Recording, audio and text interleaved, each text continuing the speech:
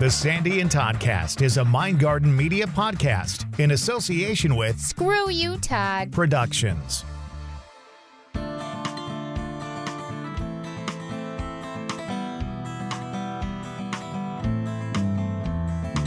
Brand new season starts right now, and actually kind of a new look at the podcast to a certain extent. It's still us. It's still paranormal, weird stuff, but now we actually have seasons where it's just focused in on one particular thing. Yeah, and I'm really excited about it, too, because it sort of is like the new old Sandy and Toddcast. So really, really excited. This time, it's a whole season on Bigfoot. It's called the Bigfoot Chronicles, the Sandy and Toddcast. Season 6, Episode 1 starts next.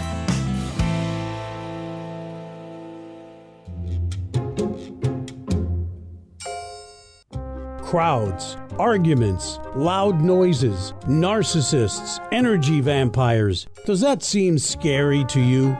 It can to an empath. Sandy and Todd from the Sandy and Toddcast invite you to join them for a new podcast, the Empathicary Podcast. These two empaths know exactly what it's like, and they'd like to share their stories, knowledge, and ideas with you. Dive deep into the world of the empath. The Empathicary Podcast with Sandy and Todd. Find it anywhere you find your podcasts and like them on Facebook. Broadcasting from two very different yet magical places not found on any map. Get ready to discuss the strange, weird, ghostly, crazy, spooky, and odd things that take place around us each and every day. All while having a little bit of fun. This is the Sandy and Toddcast.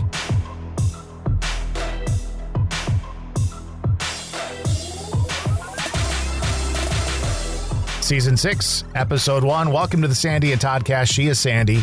He is Todd. And here we go. Here we go. Trying a little something new, shortening up the seasons from 16 to 8, doing 8 episodes on a relatively single topic. Some of them may be, where there's like kind of a group of things that we talk about. Yeah. We might not talk about 8 episodes about skinwalkers, but there might be skinwalkers and something else that kind of tie together in it. We won't do an entire series on the Beast of Bray Road, but we might talk about 8 different things that are like the Beast of Bray Road, kind of that kind or of thing. Legends, cryptozoology and things like that. So I'm pretty excited about this because what happens, Todd, every time we talk about something, every time we have a good idea about something, what happens after that? Life happens and then we just don't do it. Yeah, exactly. So this is one of the few that actually came to fruition. I'm just so happy about it. And of course, Bigfoot's a big deal no matter where you are in the United States. Bigfoot is just this enigma that has been around for so many years. And we'll actually talk about how long Bigfoot's been around in this episode. But as from the time I was little and watching In Search of in the 70s, and Leonard Nimoy showing the Patterson films, which we will talk about too, I've just been fascinated with the idea of this large creature roaming around basically the world. There are 2 things I think about when I think about Bigfoot. Number one, it's not been like a huge interest to me, but the first thing I think about when I think about Bigfoot is you standing with the Bigfoot in Door County. Okay, that's the first thing. There's a statue, and she will post the picture of it with this episode. Because we were up in Door County this past summer, and there was a Bigfoot there, and I made you stand next to it. And Todd, you made me stand next to all kinds of weird things. And what did it do? It created a memory that you will never forget. You have all these pictures of that now, right? I was next to a gnome. I was next to a big chicken. I was next a rooster. I was next to Bigfoot, but my biggest question out of all of that is why did I allow you to boss me around like I did? Because you know your place. So that's number one. Then number 2, the only other thing I think of is it doesn't matter whose film you see or whose footage they catch. It's always the same footage. I mean, it really is. It's this thing. It's grainy. It's like a movie. It's like 8mm movie, and they're walking into the woods, and that's and that's the only thing that comes to mind when I think of Bigfoot, is that image that everybody gets when they think about Bigfoot. Exactly. And it's funny because Dave's famous line is, whether it's Bigfoot or it's aliens or it's the Loch Ness Monster or it's somebody stealing something out of the convenience store, he says, in this day and age, when we have such amazing technology, why can't we get clear pictures of these people and things? And he's so right, though. Yeah. He's so right. But it is an interesting idea, an interesting concept to really think about. I mean, we like to be open-minded. I know I like to be open-minded, not gullible, but open-minded. And I don't know. I mean, I do think there's a possibility that there's an explanation for it. What that explanation is, I don't know if we'll ever narrow it down, but it's really an interesting kind of thing to think about.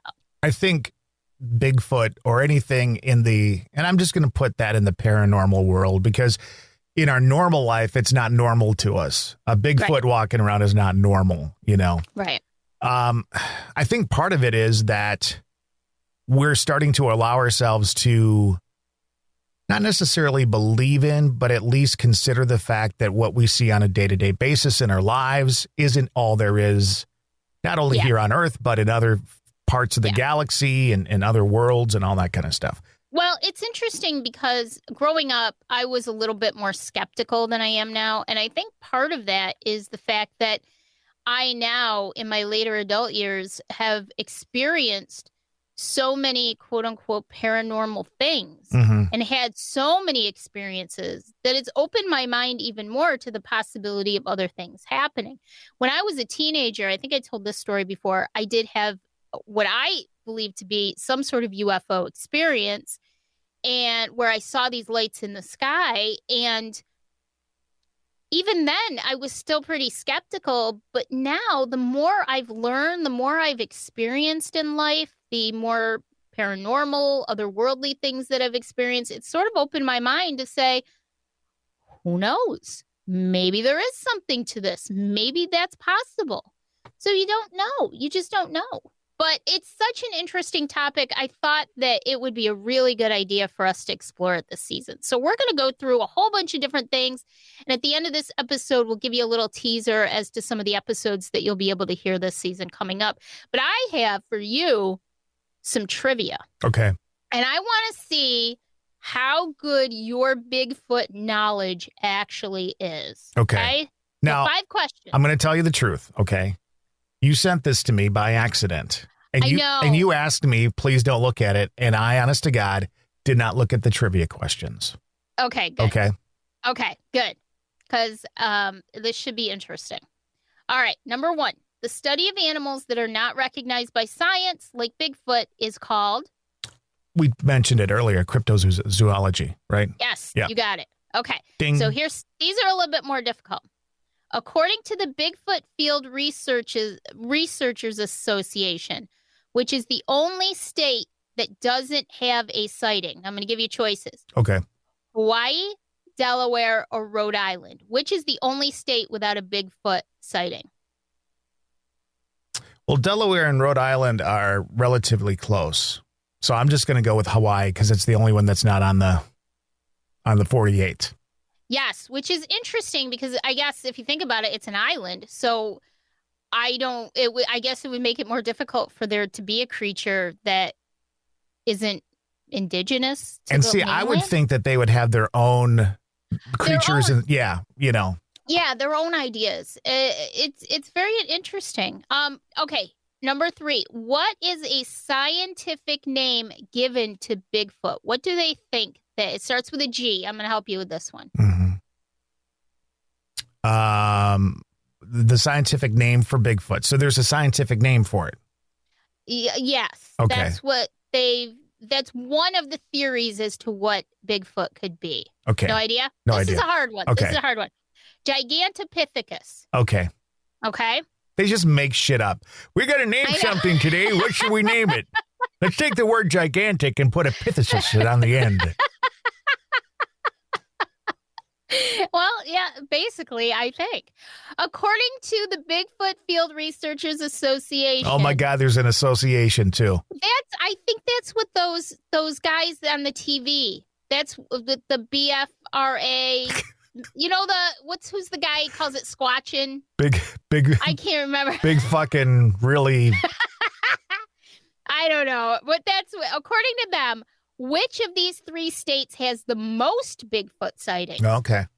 Florida, Washington, or California? And they're all hotbeds, by the way. I would think not. I would think not Florida, only because there's too much meth down there. I would say the West, but whenever you think about Bigfoot, you think of the Pacific Northwest. You always hear about in the Pacific Northwest, Bigfoot. Yeah. But so I'm going to say Washington. Yes, you got it. Ding, ding, ding, ding. All right, you're not doing that bad, actually. Washington's one of my favorite states. I would love to be there, and I could see why.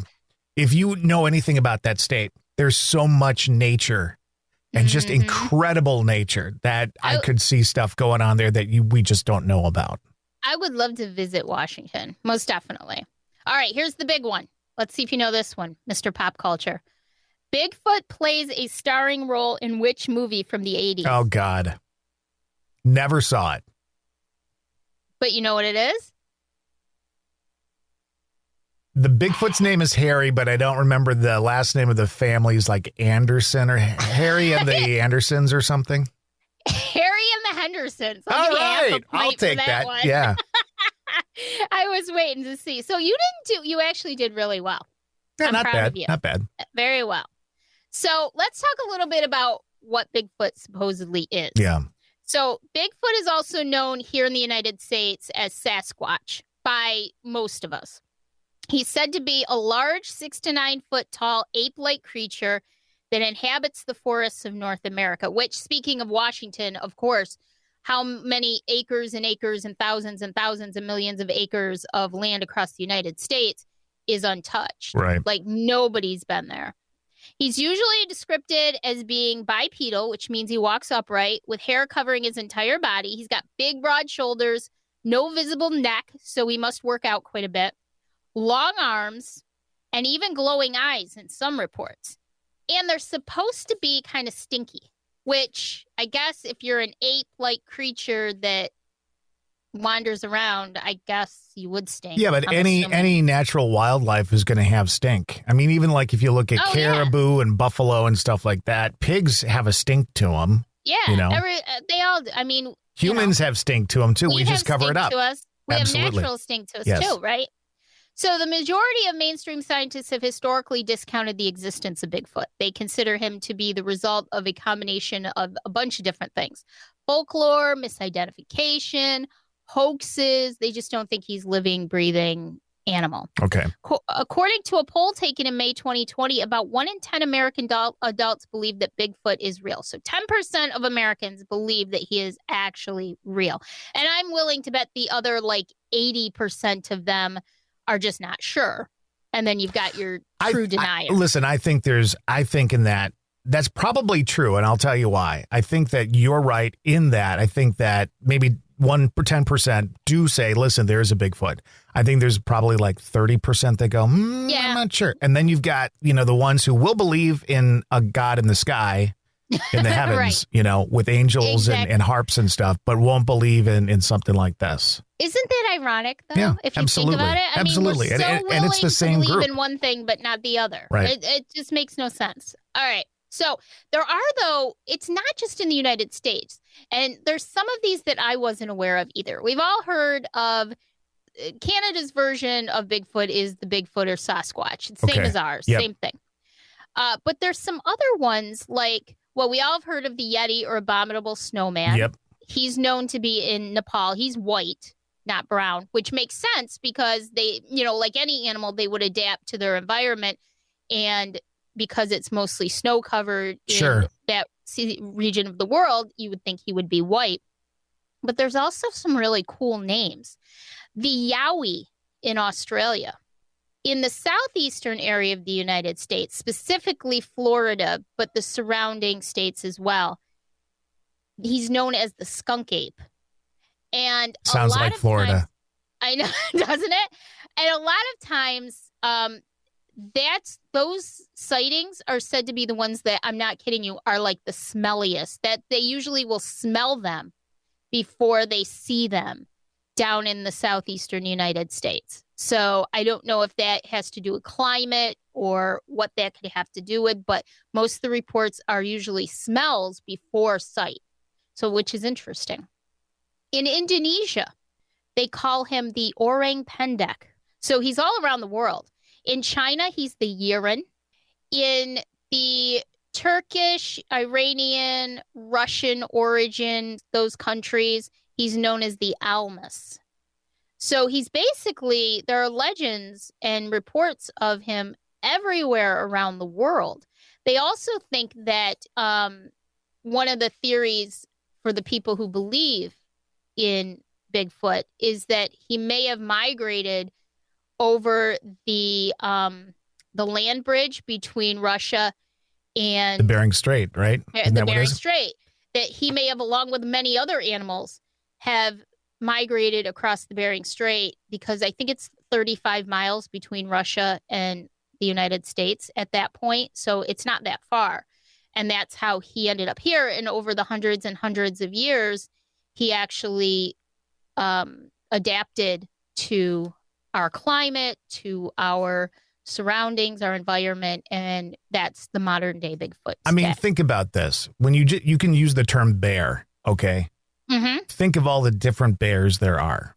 Yeah. And the difference between a polar bear and a black bear or a brown bear or a grizzly bear. You know, I mean, there's just different, and panda bears, right, are specifically, I think, typically from China. And of course, now we got them in zoos and stuff like that. But, you know, it's the same thing.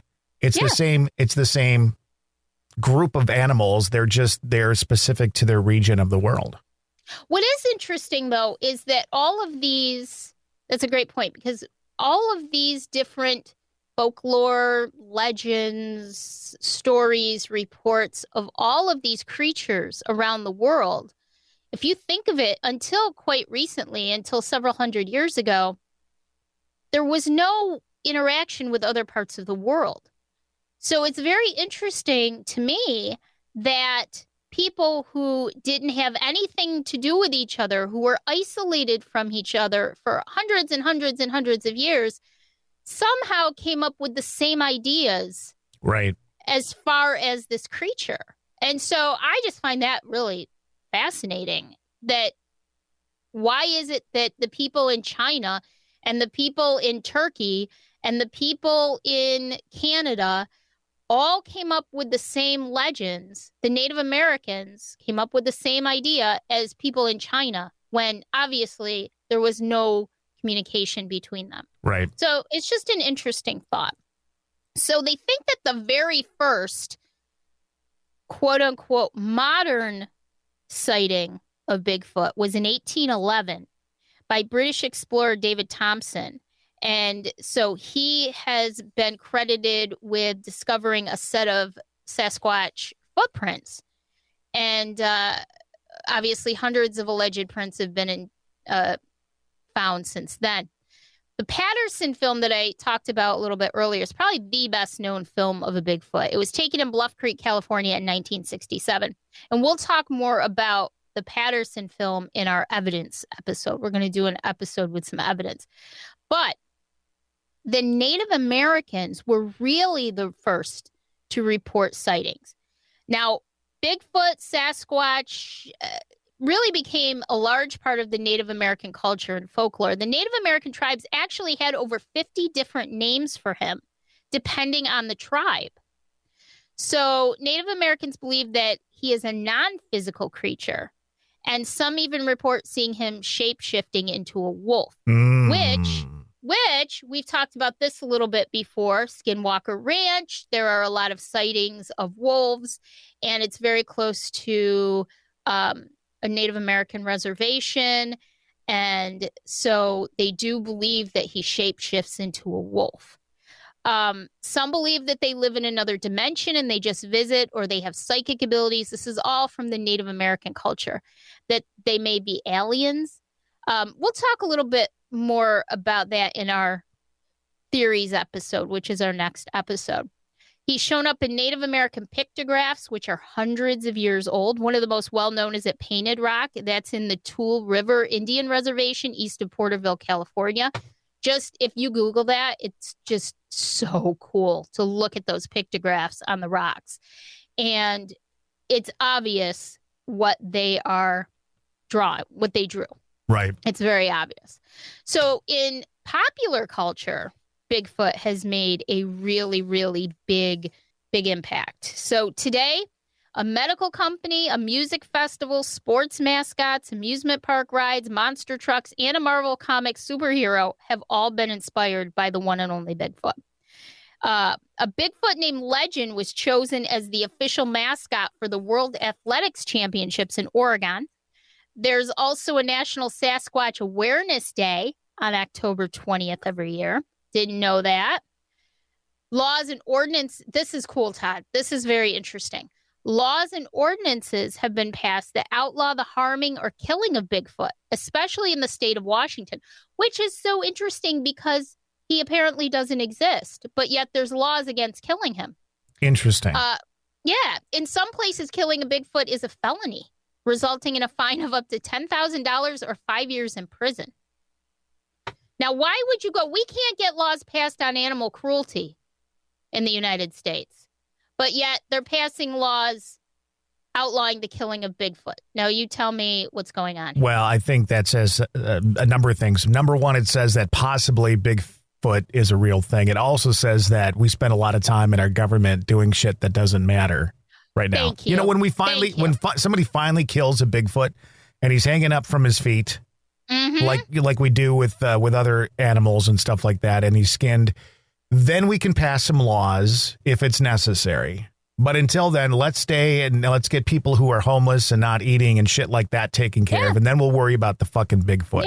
Yeah. Let's stop these people from abusing and neglecting our animals. Yeah. Let's stop this stuff.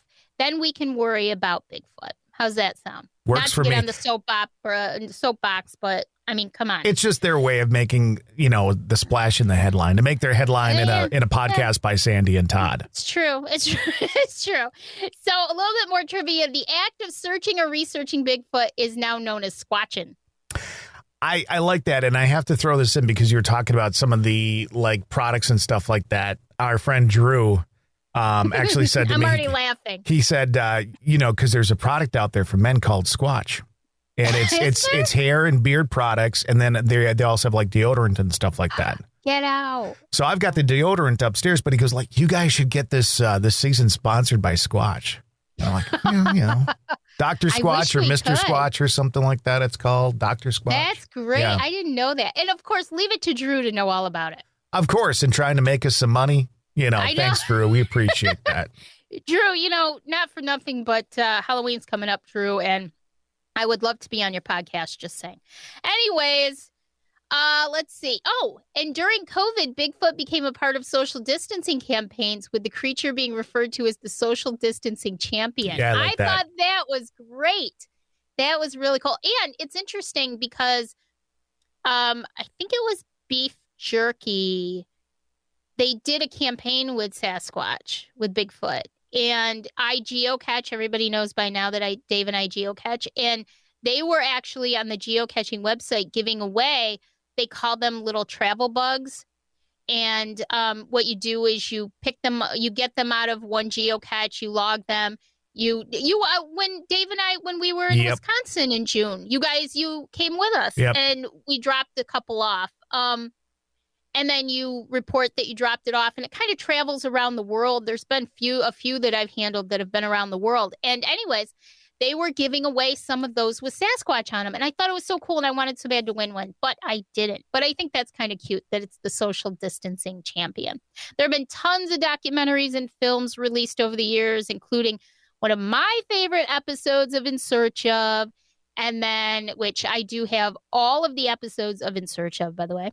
The Legend of Boggy Creek in 1972, Harry and the Hendersons in 1987, and there was an interesting movie called Letters from the Big Man in 2011. Now, I haven't seen it, but I think I'm going to watch it, which takes a little different perspective on Bigfoot and the world around us. So Sorry about that. I didn't know what was going on there. I thought you were going to bring up something to try and embarrass me. No, not to try and embarrass you. I was going to do something very, very cool, and I'm still going to do it. I didn't mean to interrupt you, but I had muted something, and then it didn't mute. I'm like, damn it. I wasn't sure. You're my tech guru. You're my tech god. So I'm just like, anyways. Yes. In search of magic and witchcraft, missing persons, myths and monsters, lost civilizations, special phenomena. So that's what that sounded like right there. Let's face it, back in 1970, I don't even know what years those were, 76, 75, there was nothing about anything paranormal, cryptozoology. There was nothing ever back then about anything like that. And so when I found In Search Of, I just watched every single episode that I possibly could, because that was the only way I could learn about anything, And then as I got a little bit older, I think I was about 9, I started reading Hans Holzer books and that kind of stuff. And then, of course, the 80s came around. It was a little bit more, you could get some scary movies and stuff. But so it ran from 1977 to 1982. Okay, there you go. And then apparently they tried to bring it back in 2002. For like a month. It didn't last, and then they did it for a couple of months back in 2018. No, because it wasn't the same. Well, of course not. It's just, the same as Unsolved Mysteries, right? I mean, if you don't have Robert Stack hosting it, just shut it off. Exactly. It's not worth your time and energy. It's like they brought Quantum Leap back, and I'm not the least bit interested in watching Quantum Leap now, because I loved it with Scott Bakula, but I'm not the least bit interested in it. I have to say, this is pretty cool, though. So the original host is, Leonard Nimoy, right? Right. Spock from Star Trek. Yep. In 2018, who do you think they got to host it in 2018? Who was it? I don't know. Zachary Quinto, who played Spock in the newer the younger guy. Oh, yes. I thought that was pretty freaking cool. That's actually cool. Yeah. I do like that. But there was something about Leonard Nimoy that added to the whole mystique. Of course. Because of his read and because of his character as Mr. Spock, you thought he might have a little bit more knowledge on this stuff. I will say sometimes, with that show, I loved it, as you did. There were weeks where you're really into it because it was a topic you really wanted to know about. And then there were weeks where you're like, can we have something else? It's so funny, because I was just going to talk about that, because I spent an exorbitant amount of money to get every single episode on DVD. I got the whole set. Oh, Jesus Christ. And there's some of them that I'm totally I can't remember the exact episode, but it was like chlorophyll. I'm like, what is what are they talking about? I want to know about Bigfoot and aliens and ghosts and poltergeists and they're talking about chlorophyll. So they did some specials besides doing the actual shows. The first special they did was called In Search of Ancient Astronauts. See, I would be like, I don't want that. I know. Second one, In Search of Ancient Mysteries. Some of those could be cool. Yes. Number 3, The Outer Space Connection. Not bad. Here's the one that you want. Number 4 of the specials, Man Beast, Myth or Monster, exploring the existence of Bigfoot, the Yeti, and other legendary humanoid-type creatures. It's funny, though. Think about it. Those were back in the 70s, early 80s. 78, that one, yeah. And all those years ago, 40-some years ago, they were trying to figure it out then. We're still trying to figure it out today. We say this a lot about paranormal stuff. We always say this about paranormal stuff. We said it in when we talk about haunted houses and we talk about the Amityville horror. We'll never have that answer, right? Nope. And even as far as we've come with investigating spirits and energies and stuff like that, we've come a long way even in the time that I've investigated. Sure. We'll never have the exact answer until we're probably dead. Right. I know. I imagine that's when we'll learn all that stuff. I can't tell you how many times I've thought about that. We're just not going to know. It's so frustrating, but by the same token, it's so exciting because it's fun. It's fun to try and figure it out. It's fun to talk about it. It's fun to debate it. It's fun to explore the possibilities. This world, I just don't believe that this is all there is. I just have to believe God, if it is, just take my life now, because if this is all there is. Exactly. Good God. Exactly. So anyway, so coming up this season, though, we've got quite a few really cool episodes coming up surrounding Bigfoot, Sasquatch. Next episode, next week, we'll be talking about the different theories as to what Bigfoot is. We'll be talking about different evidence over the years, some fun and interesting stories from eyewitnesses, Bigfoot in Wisconsin. We'll talk about Bigfoot in New York. And then we also are going to have a really cool episode. I was just talking to you about this maybe a couple of weeks ago. There is a documentary out. You can get it on YouTube, and I suggest everybody do. It's called Missing 411, The Hunted. And it talks about all of these different cases within the United States of hunters and backpackers and hikers just disappearing into thin air and all of the mystery that surrounds it. But then it also kind of throws in hints of aliens, right, and Bigfoot. And I didn't have high hopes for this in the beginning. It's a full-length documentary. I didn't have good hopes on it in the beginning, and then I watched it and I loved it. And there's one case in there that I'm just fascinated by. It is about, it sort of has the flavor of hunting, camping in the Pacific. I think it was the Pacific Northwest, California, Pacific Northwest. And it was back in, I believe, don't quote me, but believe it was the 60s, early 70s. And it has hints of, was it aliens? Was it Bigfoot? Is Bigfoot an alien? What is going on here? And you can hear the audio. We'll play the audio on here, but I highly suggest go look for it. It's called Missing 411, The Hunted.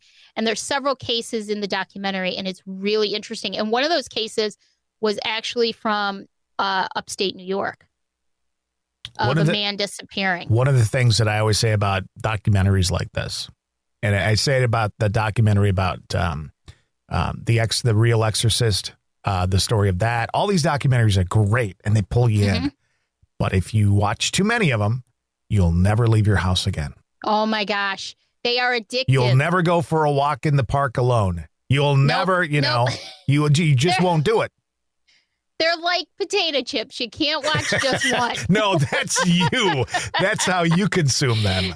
Well, coming up next week, it's going to be interesting next week because I am getting my gallbladder out. And so I'll have nothing but time for at least a few days to lay on the couch and watch these ridiculous documentaries. And then I'll hear about them, and then she'll send me the link, and then I'll watch part of them, and I'll be like, oh, my God.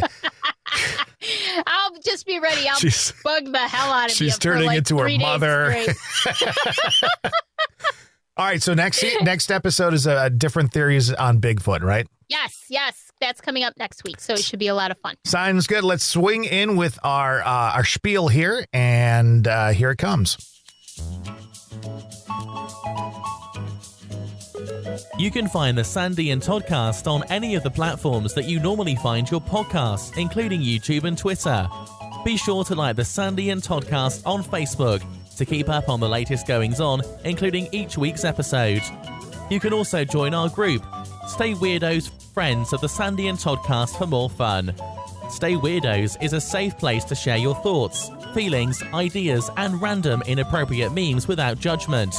Sandy and Todd also have a podcast called The Empathicary Podcast. It's for empaths, by empaths. And if you know an empath, you might want to listen too. Find and like the page on Facebook. And finally, if you're thinking about starting your own podcast and just aren't sure where to start, Sandy and Todd can also help with that too. MindgardenMedia is their latest project, where the dynamic duo can guide you every step of the way in your podcasting journey. Editing, producing, and consulting is what they do. Like MindgardenMedia on Facebook or email them at themindgardenmedia@gmail.com. And as always, thanks for staying weird. Well, that was fun. Quick little episode on our first episode of the Bigfoot Chronicles on the Sandy and Toddcast. I love it. I'm having fun because, like we've talked about, it kind of gives us some direction instead of just kind of flying by the seat of our pants all the time. And so I'm like being a little bit more organized. And we still got to wander off onto different topics and be goofy. Absolutely. So. And also, hey, just keep an ear out for a new empathic here. I think I'm going to have it. We'll have a new one out here shortly, too. Okay. Yes. We are. With everything going on with my health now, it kind of put us behind a little bit. But we should have one out very, very soon. So. All right. Till next time. Bye. Bye.